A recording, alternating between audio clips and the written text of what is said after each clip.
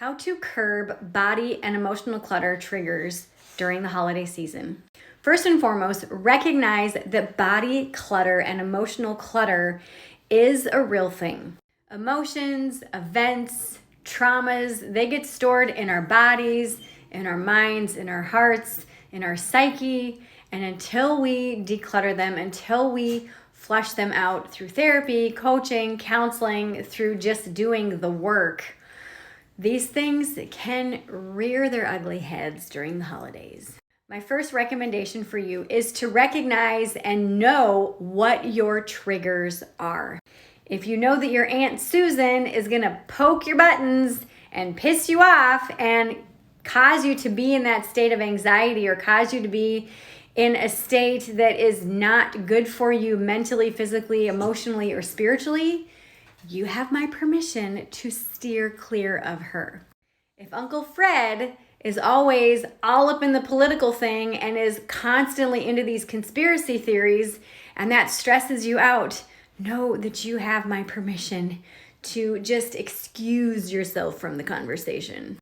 Recognizing these triggers and recognizing these conversations that play into your triggers is huge. So often people get blindsided by these events or by triggers because they're just like, oh my gosh, like all of a sudden my panic attack came out of nowhere. But in reality, if we pay attention and when we pay attention, what happens is you start to recognize patterns that lead up to anxiety, and then anxiety then leads into and is the precursor for full-blown panic attacks.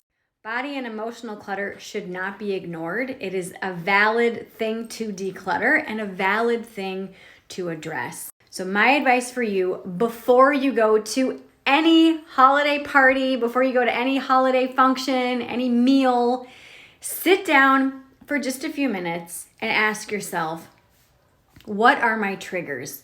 What things in my life spur or start that anxious feeling within me? And get really honest with yourself.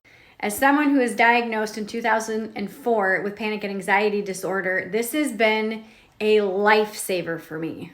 Recognizing what those triggers are is the number one first way to start to know what they are so that you can start to clear and declutter those triggers from your life so that you can finally get your life back.